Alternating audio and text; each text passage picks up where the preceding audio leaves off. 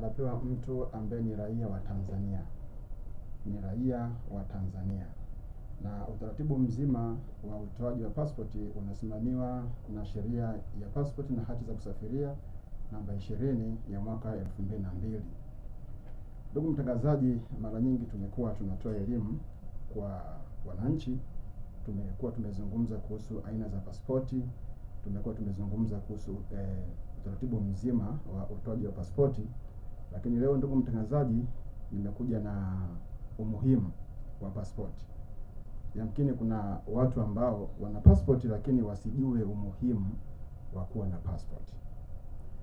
Kwa hiyo ndugu mtangazaji, nieleze tu kwamba umuhimu wa kwanza wa mtu kuwa na pasipoti ni kama vile ambavyo nimeeleza katika maana ya pasipoti, ya kwamba inamsaidia yeye kusafiri kutoka katika nchi yake kwenda katika nchi nyingine kwa kuvuka mpaka. Hiyo ni faida ya kwanza. Watu wanasafiri katika nchi mbalimbali kwa ajili ya shughuli mbalimbali, kwa hiyo hawezi kwenda katika nchi nyingine pasipokuwa na hati ya kusafiria kwa maana ya passport.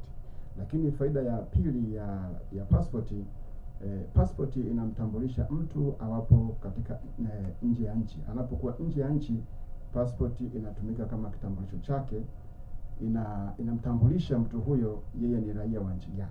Kwa hiyo raia wa Tanzania ambaye mwenye passport yupo Canada leo, atatambulika yeye ni wa taifa la Tanzania kwa passport yake.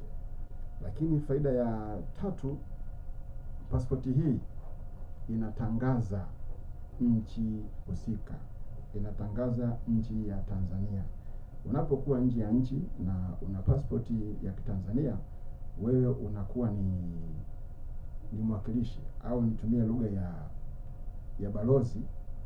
So kwa maana ya ubalozi ule ambao sisi tunafahamu, kwa maana ya kwamba unawakilisha nchi yako unapokuwa nje ya nchi, unaitangaza nchi yako ukiwa kule. Lakini faida nyingine pia, hii passport inawasaidia watu wanapokuwa nje ya nchi, endapo wanapitia changamoto au matatizo. Kwa mfano, hatuombei, amepata ajali, hajitambui, lakini kwenye mkoba wake ana passport ya Tanzania. Kwa hiyo ile passport inamtambulisha huyu ni raia wa Tanzania, na utaratibu gani utumike ili labda taarifa ziweze kufika kwa mahali husika, ikiwa ni pamoja na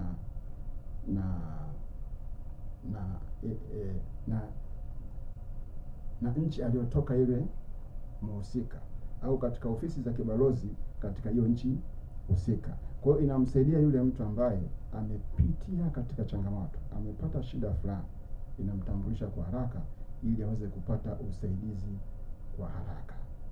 Lakini tu kwa faida pia ya mtangazaji ambaye